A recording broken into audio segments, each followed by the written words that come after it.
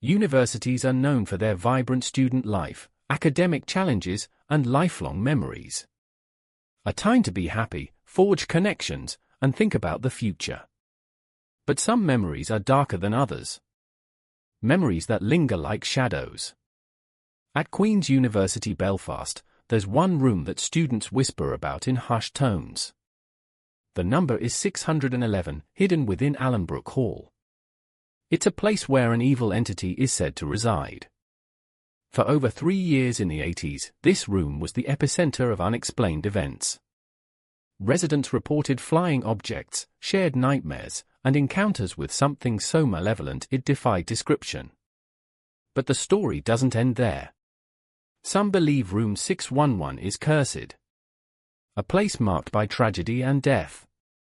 Today, we'll unravel the chilling accounts of those who lived it, uncover theories from experts, and leave you with a question. Could it all be real? Ken, a geneticist now in his 60s, remembers his time at Queen's University Belfast vividly. Not for the lectures or the camaraderie, but for the fear. In the early 80s, Ken moved into room 611, completely unaware of the horrors he'd face. I was just an ordinary student, he said, excited to start a new chapter. The room felt like any other. Until winter came. It was a freezing winter night when Ken first encountered what he described as pure evil.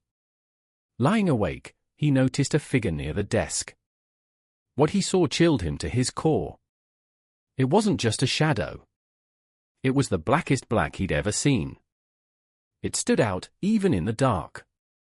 At that moment, Ken felt waves of despair washing over him. It was like everything good had been drained from the world. As the figure advanced, Ken's instincts took over. He lunged at it. But the entity vanished.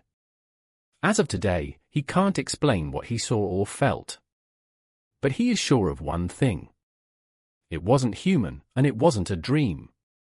Ken wasn't the only one to encounter the unexplainable. His roommate, James, experienced something equally chilling. One night, as he tried to sleep, he was plagued by a vision unlike anything he'd ever known. James saw a small point of light in his mind's eye. It grew and grew until it became the back of a man's head. Then, the man turned. And the look he gave him was something he will never be able to forget, as he says himself. James felt the same malevolence Ken described. A force that seemed intent on harming them both. It wasn't just fear. It was like this thing wanted to destroy him. James couldn't shake the feeling, even after he woke up. Their shared terror raised an unsettling question. What was targeting them? And why?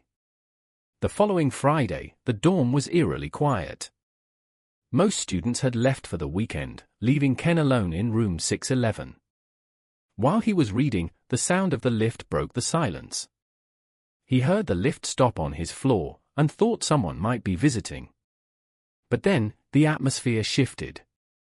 He felt it again. That oppressive force. He heard footsteps. Getting near until they stopped outside his door. For a moment, there was silence. And then, chaos. It was like fists were pounding on the door. Top, bottom, everywhere. The whole frame shook. Ken's heart was racing, but he had to know what it was. Reluctantly, Ken opened the door. There was nothing. No one in the hall. The lift doors were still open, but the building was silent. Unable to stay in that room, Ken started investigating. He discovered that room 611 had a dark past. 3 previous residents had died under mysterious circumstances. One student was shot on his way to mass. Was he searching for divine help? Did that anger the unknown force? Another young man fell, or was pushed, from the window in the very same room. Students who testified said he showed no signs that could explain an urge to jump. The police couldn't prove if it was an accident or if there was another person in the room. The case was never solved. A third student met his end in an unconfirmed accident. There is little information about the circumstances of death, only that he was living in room 611. One of the cleaners in the dormitory gave his testimony, saying he never liked that room. It always felt wrong. Like there was someone, or something there. Watching. Rumors of a curse began to spread, fueled by unexplained events that seemed to follow every new occupant. But could these hauntings have a scientific explanation? Parapsychologist Caroline Watt believes so. She points to environmental factors as a possible cause. Infrasound, low-frequency sound waves, can create feelings of fear, unease, and even the sense of a presence. Elevators, with their electrical systems, can generate these frequencies. Electromagnetic fields can also affect the human brain, leading to hallucinations or sensations of being watched. As she explains, the human mind is incredibly sensitive. Under the right conditions, it can create experiences that feel very real.